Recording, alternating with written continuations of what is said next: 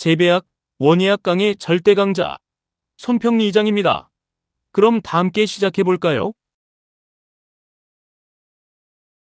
간추린 재배원예학 27강 수학입니다. 수학을 마지막으로 해서 재배학 개론 강의는 마치고 다음 시간부터는 원예작물과 시설 원예에 대해서 공부해 보도록 하겠습니다. 3. 수학 및 수학 후 관리 중에서 수학입니다.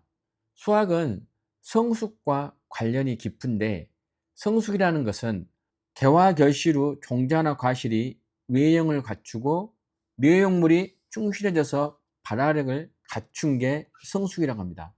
이 성숙이 되었을 때 수량이 많아지고 품질이 가장 높아져서 수학의 최적의 상태에 도달합니다. 이때 수학을 하는데, 작물의 수학은 유형부인 종실, 줄기, 잎, 뿌리 등을 수확물로 거두어들인 것이며, 수학은 작물 재배의 목적입니다. 결국 작물 재배를 하는 것은 수학을 하기 위해서 진행을 합니다.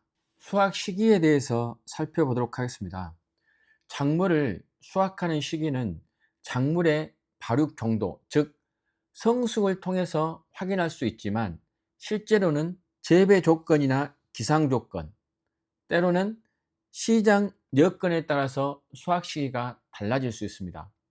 먼저 작물의 발육 정도를 보면 외형, 색깔 및 크기, 성분 함량 등을 통해서 수확 시기를 결정을 하는데, 곡류와 가실 같은 경우는 완숙한 시기 하는 거고, 채소는 목적 부위의 발육량에 따라서 수확 시기를 결정을 합니다.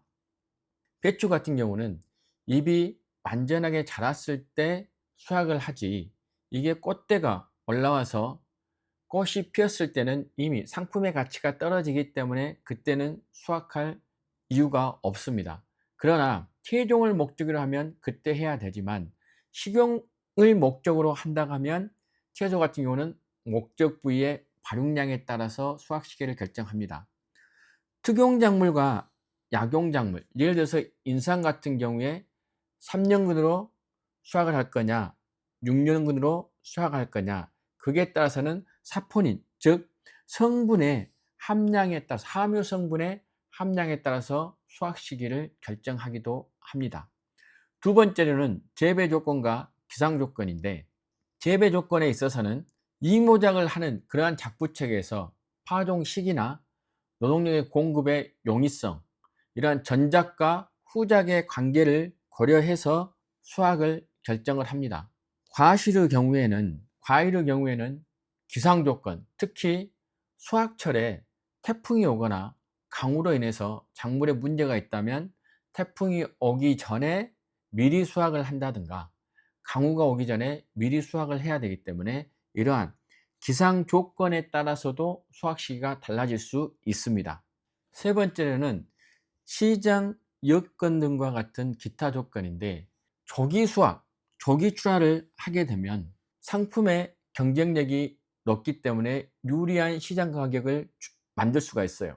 그래서 조기 수확이나 조기 출하, 시장의 상황을 보고 상품이 완숙하게 되지 않았지만, 최상품은 아니지만 미리 조기에 수확해서 출하를 함으로 인해서 경제적 효과를 얻을 수 있다면 그때 하는 것도 효과적입니다. 예를 들면 명절 전에, 추석 전에 사과나 배를 수확한다든가, 그리고 인삼과 같은 단연생 작물 같은 경우는 수확 연수를 조정해도 됩니다. 그래서 3년근, 때에 따라서는 6년근, 이런 식으로 해서 시장 조건이나 시장 여건이나 그리고 수확 연수와 같은 이러한 조정을 통해서도 수확 시기를 결정할 수가 있습니다.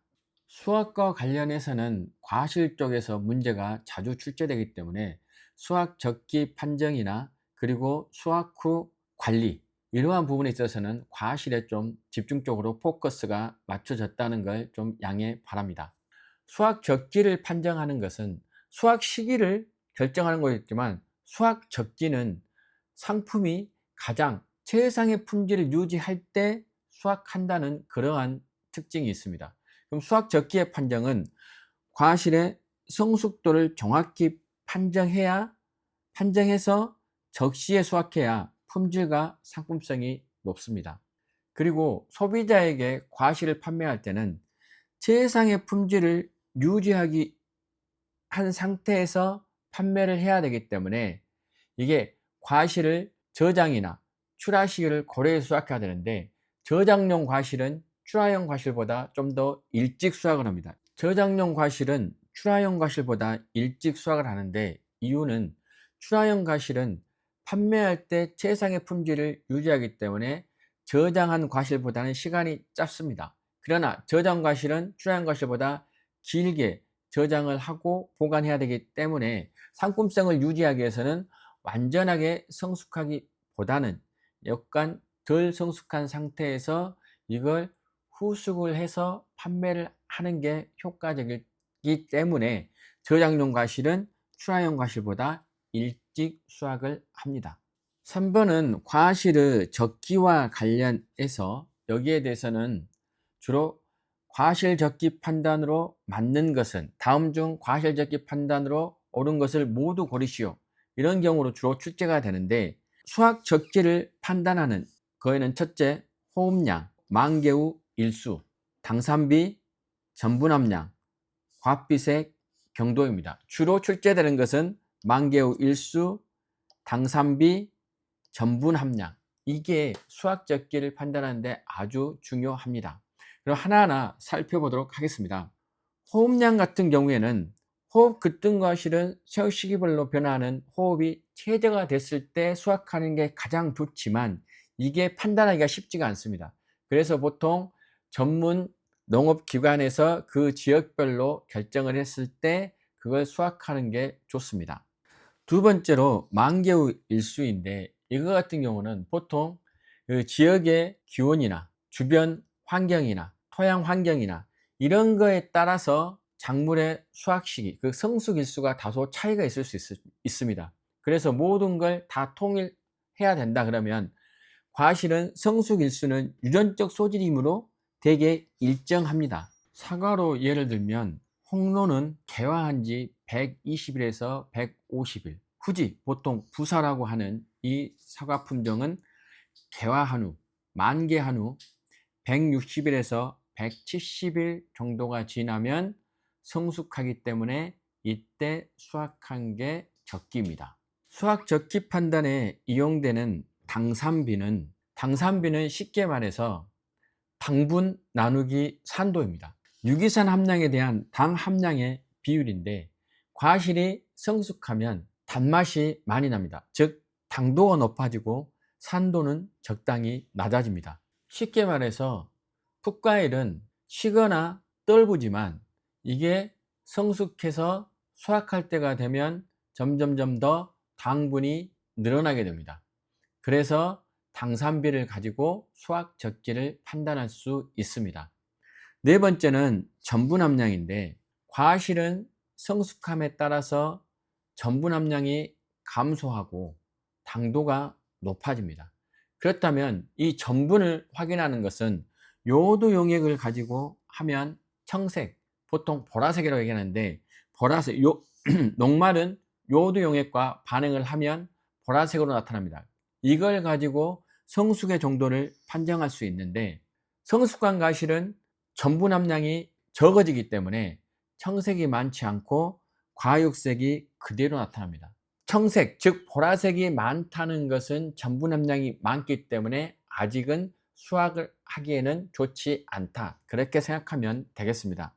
수확 후 관리, 즉 저장은 매우 중요합니다. 농업 자격증의 문제에서는 대부분 출제가 됩니다.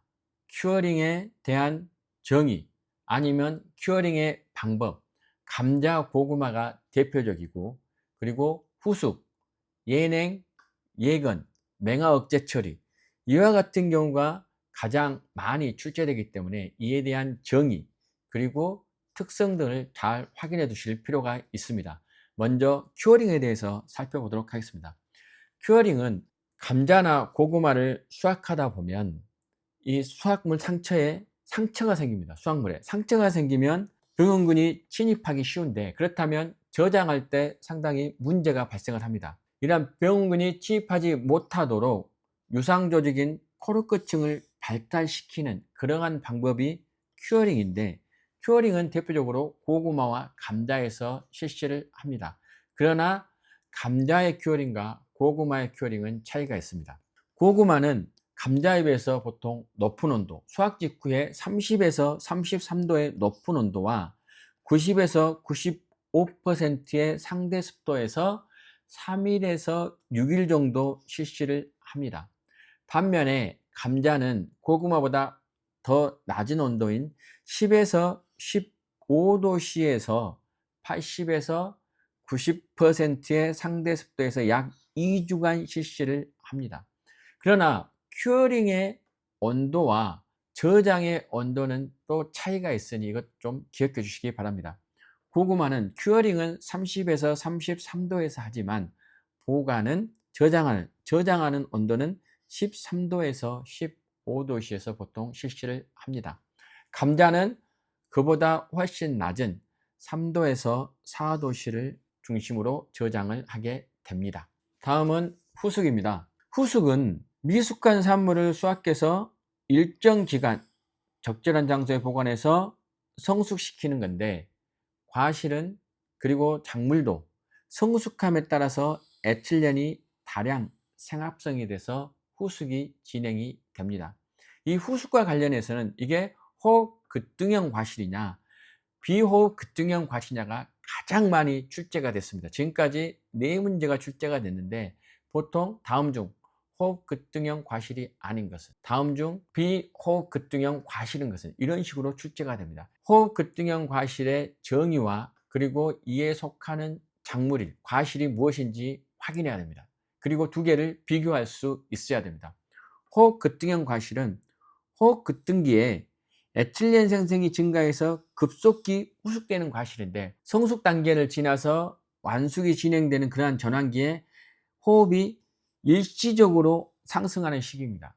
그러니까 과실이 자라면 서서히 호흡이 증가하다가 성숙기를 지나서 완숙이 될 때 갑자기 호흡이 일시적으로 많아지는, 그러한 상승되는 그러한 과실이 호흡급등형 과실입니다. 반면에 비호흡급등형 과실은 성숙기가 돼도 변화가 일어나지 않는 겁니다. 그러니까 호흡이 갑자기 많아지거나 그런 게 아니라는 거죠.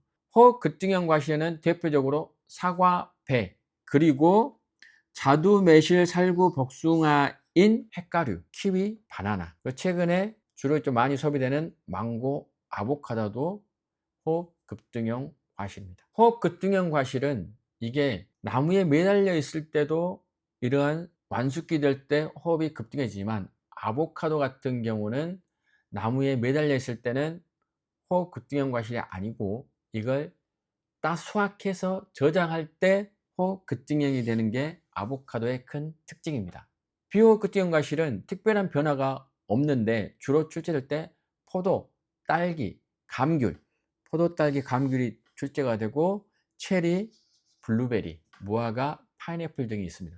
그렇기 때문에 호흡급등형 과실은 이 핵가류와 사과, 배, 키위, 바나나 이 정도 확인해 주시고, 비호흡급등형은 포도가 제일 많이 출제가 됩니다. 포도, 감귤, 그리고 최근에 체리, 블루베리 이런 게 좀 출제가 되니 이러한 내용도 확인해 주시기 바랍니다. 예냉을 살펴보도록 하겠습니다. 예냉은 한자를 보면 미리의 찰냉, 미리 이게 차갑게 한다는 거예요. 그러니까 저장 전에 온도를 낮추어서 저장고에 넣는다는 거죠. 그래서 예냉은 과실을 수확한 직후, 그리고 역경처리 같은 경우 그러한 작물도 수확한 경우에 온도를 낮추어서 작물의 호흡과 성분 변화를 억제시키는데, 이걸 또 온도를 낮춘다는 걸 다른 말로 또 푸몬을 낮춰서, 그러니까 이 푸몬이란 것은 상품의 온도를 낮추어서, 그러니까 작물의 온도를 낮추어서, 그 낮추는 이유는 뭐냐 그러면 이 온도를 낮춤으로 해서 호흡과 성분 변화를 억제하기 때문에 운송 기간 중에 신선도가 유지되고 증상과 부패가 억제되기 때문에 저장 기간을 연장하는 효과가 있습니다. 그래서 결구채소 같은 경우도 저장 전에 예냉 과정을 거쳐야 합니다. 그러면 이러한 예냉 과정을 거치면 과실로부터 수분 손실을 줄여 신선도가 오래 유지되고, 그리고 예냉한 과실, 예냉한 작물은 병원균이 번식할 수 없으므로 저장이나 유통 과정 중에 과실의 변색, 부패, 변질이 크게 줄일 수 있습니다. 과실을 저장하는 온도는 보통 0도에서 4도씨 사이입니다. 상대 습도는 80에서 85% 사이입니다. 예냉은 품원을 낮추어서 수분 손실을 방지하는 거지만 예건은 미리 마를 건, 미리 말립니다. 그래서 수확간과실을 저장하기 전에 표면에 있는 수분을 적당히 말리는 겁니다. 대표적으로 배밭을 보시면 배를 따가지고 바로 저장을 하는 게 아니라 이걸 신문지에 싸서 배를 수확한 그러한 플라스틱 상자에 일정 부분 놓아둔 다음에 수분을 말려서 그 다음에 저장고로 들어갑니다. 이게 예건인데 이거 같은 경우는 수확 직후에 과일 수분이 너무 많아서 증산작이 왕성한데 저장고에 바로 넣으면 저장관이 과습하게 돼서 부패와 변질이 발생할 수 있기 때문에 미리 말리는 예건 작업을 합니다. 신고배가 대표적인데 10일에서 12월 정도 봉지에 싼 채로 그늘에 야적해서 예건한 후에 저장고에 저장합니다. 그러면 과피의 흑변 현상이 감소합니다. 배 같은 경우는 이 잘못 보관을 하게 되면 멍든 것처럼 이게 검게 과피가 변하는데 이러한 예건 작업을 충분히 하면 그 현상을 감소시킬 수 있습니다. 마늘도 대표적으로 예건을 하는 작물인데 수분 함량이 80% 수확하고 나서는 수분 함량이 80%나 되기 때문에 예건 과정을 거쳐서 수분 함량을 65% 정도로 낮춰줘야 됩니다. 다음은 맹아억제 처리입니다. 맹아억제 처리를 하는 이유는 저장 중에 감자, 양파, 마늘 등에서 싹이 나는 것을 억제하는 그러한 처리가 맹아억제 처리입니다. 저장 중에 싹이 나면 영양분이 싹으로 이동하기 때문에 무게가 감소하고 품질이 저하고 상품성이 하락합니다. 이러한 맹아억제 처리로 대표적인 게 호르몬을 할 때 저희가 공부를 했는데 MH, 말레인산 히드라질인데 이거 같은 경우에는 양파, 감자 발화 방지에 대표적입니다. 그래서 예전에 설명할 때 감자칩을 만들 때 감자를 생감자로 만들기 때문에 감자를 장기 보관하기 위해서는 MH 생장 억제 물질을 처리해서 맹아 억제를 해서 보관한다 이렇게 설명을 드렸었습니다. 그래서 맹아 억제 처리라는 것은 싹이 나지 않도록 억제하는 건데 이로 인해서 무게 감소, 품질 저하, 상품성 하락을 예방할 수 있습니다. 수학과 관련해서 기출 문제를 풀어보도록 하겠습니다. 여기에서 가장 많이 나온 것은 호흡 급등형 과실이냐 비호흡 급등형 과실이냐 이걸 물어보는 것과 수학 적기가 판단할 때 언제로 해야 되느냐 그리고 이걸 판단하는 기준은 무엇이냐 이런 게 주로 수학에서는 출제가 되고 있습니다. 그러면 한번 살펴보도록 하겠습니다. 1번 호흡 비급등형 과실은 그러니까 여기서는 호흡이 급변하지 않고 일정한 변화가 없는 거죠. 그럼 호흡 급등형 과실의 대표적인 것은 사과, 배 그리고 햇가루이기 때문에 이게 아닌 걸 찾으면 포도가 정답입니다. 호흡 비급등형 과실 같은 경우에는 포도, 딸기, 감귤, 체리, 블루베리, 무화과 이런 종류가 비호흡 급등형 과실입니다. 70번도 같은 문제인데 70번 같은 경우에는 정의를 물어보고 그 정의에 해당하는 과실이 무엇인가를 물어보는 문제입니다. 다음 두 농가에서 재배하고 있는 품목은 A농가, B농가가 있는데 A농가는 과실이 자람에 따라 서서히 호흡이 저하다. 성숙기를 지나 완숙이 진행되는 전환기에 호흡이 일시적으로 상승하는 과실. 그럼 이거 같은 경우는 호흡 급등형 과실. B. 성숙기가 되어도 특정한 변화가 일어나지 않는 과실. 이 같은 경우는 비호흡 급등형 과실. 그래서 이에 해당하는 과실이 어떤 것인가를 찾아보면 됩니다. 그러면 A 농가에서는 사과, 살구, 포도, 자두 했는데 호흡 급등형 과실 대표적인 것은 사과, 배, 햇가류. 그래서 사과, 살구, 자두, 살구, 자두, 햇가류가 맞고 포도가 아니죠. 두 번째 비농가 찾아보면 비호흡 급등형 과실 대표적인 게 포도, 딸기, 감귤, 체리, 블루베리인데 바로 블루베리가 나왔기 때문에 1번이 정답이고 키위, 복숭아, 바나나는 호흡 급등형 과실입니다. 3번과 4번은 묶어서 보겠습니다. 호흡 급등형 과실인 것은, 호흡 급등형 과실 대표적인 게 사과, 배, 핵가류, 키위, 바나나, 망고, 아보카도. 그렇기 때문에 3번의 답은 3번이고 4번의 답은 2번이 되겠습니다. 한 번 더 체크를 하면 비호흡 급등형 과실은 포도, 딸기, 감귤, 체리, 블루베리, 파인애플 이러한 거기 때문에 이걸 참고로 알아두시면 되겠습니다.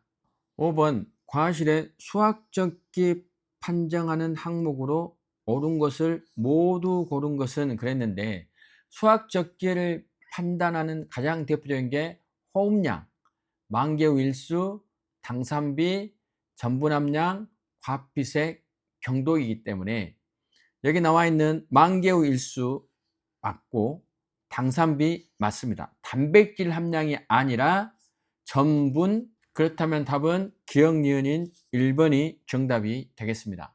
6번 문제는 수학 후 관리인 예냉, 큐어링, 맹화학제 처리, 예건 이러한 것들을 알고 있는지 물어보는 그러한 문제입니다. 그렇기 때문에 이러한 큐어링이라든가 예냉이라든가 맹화학제 처리, 예건 이러한 것들을 정확하게 알고 있어야 풀 수 있는 문제입니다. 보겠습니다. 저장성을 향상시키기 위한 저장 전 처리에 관한 설명으로 옳지 않은 것은, 그러면 1번은 수박은 공기 수확 시 품온 온도가 높기 때문에 수송할 때 부패하기 쉬우므로 예냉을 실시한다. 예, 맞습니다. 감자 수확 시 생긴 상처를 빨리 아물게 하기 위해 큐어링을 실시한다. 맞고요. 마늘은 휴면이 끝나면 싹이 자라 상품성이 저하될 수 있기 때문에 맹화억제 처리를 한다. 맞습니다. 결구 배추는 숨은 손실을 줄이기 위해 수확 후 바로 저장고에 넣는 게 아니라 예냉을 해야 이게 효과적으로 수분 손실을 억제할 수가 있습니다. 그래서 6번의 답은 4번이 정답이 되겠습니다.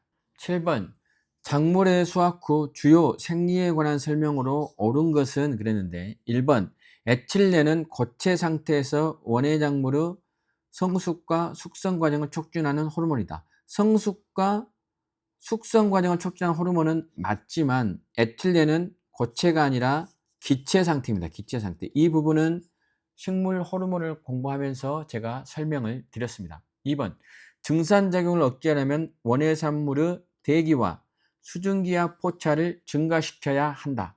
수증기와 포차는 간단하게 작물의 수분 상태와 대기의 수분 상태의 차이라고 보시면 되겠습니다.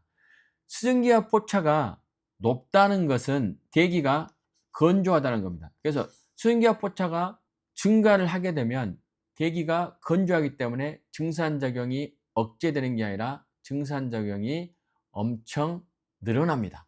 그렇기 때문에 2번도 잘못됐습니다. 3번 성숙 과정 양성 중 호흡 비급등형 과실에는 포도와 가지가 있다. 포도는 확실하게 맞는데 가지에 대해서는 약간 좀 의문이기 때문에 아래부터 4번부터 살펴보도록 하겠습니다.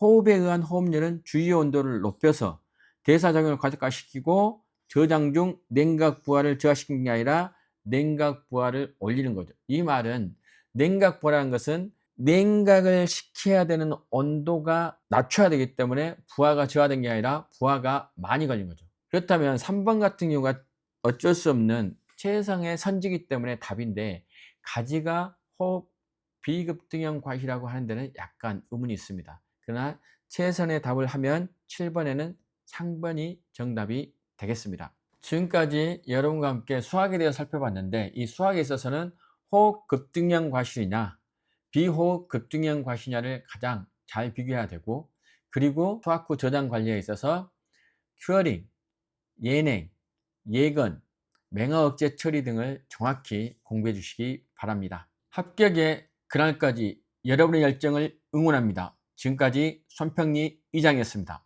고맙습니다.